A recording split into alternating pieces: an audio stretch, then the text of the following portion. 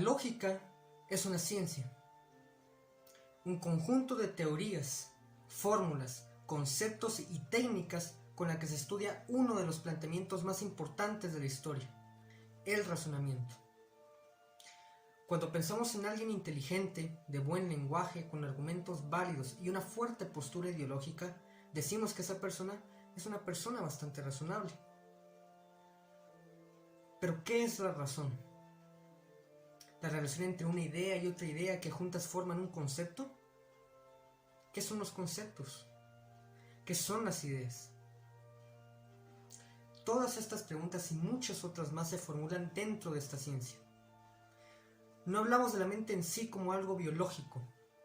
Hablamos de la capacidad mental para el uso de la creación de juicios. Específicamente, la ciencia de la lógica estudia cuáles son las formas que permiten fluir el pensamiento humano. El pensamiento humano en el uso de la creación de ideas o conceptos y conclusiones o juicios. El uso de juicios transformados en principios con los cuales se rige el conocimiento. El conocimiento ganado para formular silogismos, analogías y otras formas de proposiciones lógicas.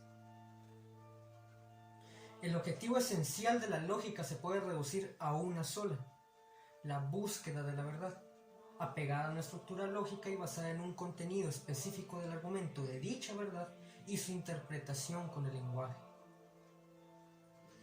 Sin embargo, como buenos científicos sabemos de sobra que no existen verdades absolutas y que si existe una idea con argumentos aparentemente válidos, habrá siempre una oportunidad que nos permita refutarla o negarla cuando las exigencias de la ciencia así nos obligan. Y digo científicos porque como estudiantes y próximos abogados y juristas del derecho nos debemos apegar a un método con el cual desarrollar mejor nuestros argumentos, como en una audiencia, frente a nuestros colegas abogados o en cualquier otra clase de debate. En base a esta idea es que a lo largo de la historia esta ciencia se ha ramificado. La lógica proposicional, la lógica computacional, la lógica modal y otras son producto de la evolución de la complejidad del pensamiento humano. Todos sirven a una finalidad específica, un propósito. Pero ya he hablado sobre lógicas matemáticas, de proposiciones, silogismos y tantas cosas. ¿Dónde entramos nosotros? He aquí la respuesta. Y es que el derecho es la ciencia que sobreexplota el método del debate orgánico. En audiencias, en debates y en muchas otras situaciones el abogado siempre debe estar presto a argumentar las razones de una postura u otra. Cuando defendemos a una persona en un juicio, estamos dando nuestros argumentos y pruebas para avalar nuestras opiniones. En nuestras aulas y junto con nuestros compañeros, nuestro objetivo es siempre persuadir a los demás para demostrarles que lo que decimos es verdadero. Porque nuestras opiniones no son ideas revueltas que deambulan por el espacio sin rumbo fijo. Nos apegamos a principios generales, a teorías, formas y esquemas para ofrecer opiniones, conclusiones y hasta postulados para revestir de cierto y comprobado nuestra visión de la realidad. Esa es la razón principal para poder decir que la lógica es una ciencia que se utiliza mucho en el derecho. No nos precipitemos. No estamos hablando de la lógica como tal o de alguna de sus ramas que ya hemos mencionado. Cuando hablamos de lógica en el campo jurídico, hablamos de dos ramas específicas que nos sirven como herramientas de formulación argumentativa: la lógica jurídica y la lógica deóntica. La lógica jurídica, en resumidas palabras, es aquella rama que tiene por objeto examinar y analizar el pensamiento crítico del legislador o del jurista, las operaciones lógicas que se utilizan en los procesos mentales para formular conclusiones, del estudio de las distintas operaciones lógicas como los juicios y las definiciones cuando de crear doctrina se trata, del uso correcto y formalizado de los axiomas, los silogismos, las analogías y otras formas de razonamiento para concatenar las ideas, entre muchas otras cosas.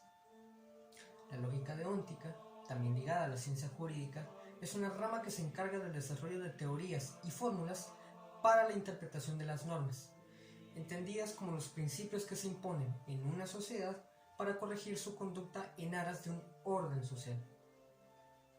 Estudia las limitaciones del lenguaje formal, en la construcción de las expresiones normativas. La importancia de estas dos técnicas es innegable para el derecho y sus ciencias conexas. Cuando estamos estudiando los postulados de algunos de los grandes juristas, estamos usando lógica. Cuando comprendemos las teorías, las formas y el marco del contenido que estudiamos, estamos utilizando lógica. Debatiendo, formulando, instaurando ideas. La lógica siempre está presente. Y siendo aún más específicos, cuando estamos, por ejemplo, estudiando una ley o un decreto, el objeto central de nuestro análisis es la norma jurídica, su estructura, su planteamiento, su visión normativa.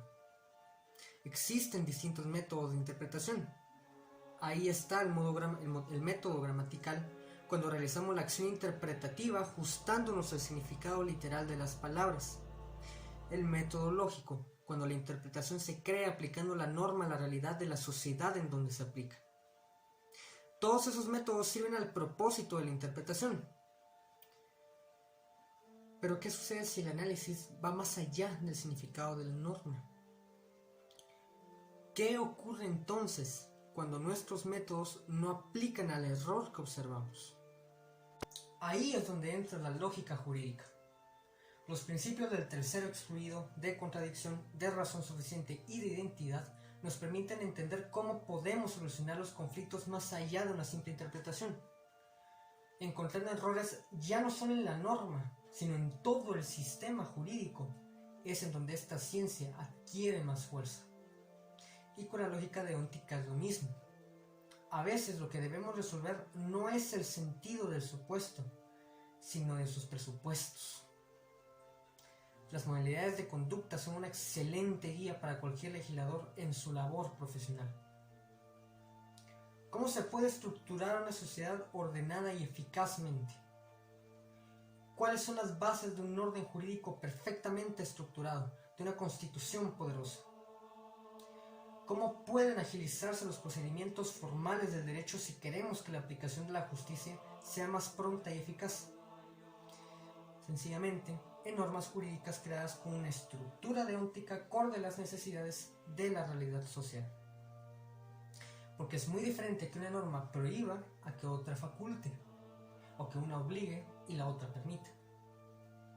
Es más, podemos decir con total certeza que sin la lógica jurídica y deóntica ni con la lógica en general, el derecho no podría ser lo que es. Es imposible que un legislador cree normas jurídicas si antes no conoce las pautas más sencillas de la formalización, como lo son los operadores deónticos. Imposible sería que un jurista pudiera argumentar si una norma es inconstitucional o no, si no conoce antes los principios de la lógica jurídica. Sin lógica, el abogado estaría imposibilitado para argumentar cualquier idea que pasara por su cabeza, y la justicia se mantendría así, obsoleta. Por ello, si nosotros como estudiantes queremos en un futuro llegar a convertirnos en nuestros ídolos juristas, si queremos formarnos un nombre en la comunidad jurídica de nuestro país, en ilustrados escritores, legisladores honorables, lo imposible incluso, políticos honestos. Si deseamos construir un futuro prometedor para las siguientes generaciones, es menester que primero construyamos un razonamiento no perfecto, pero sí útil ante cualquier situación, lo que significa estar preparados para cualquier debate que se nos interponga en el camino, al ver una injusticia que debe ser corregida, una conducta que impida alcanzar esa meta de hace siglos que es la unión de todos los pueblos guatemaltecos. Porque la lucha no solo puede ser física, sino también ideológica. Y nuestro deber, como futuros abogados, es meternos a esa lucha. Nuestro lema final es el siguiente: sin lógica, no hay derecho.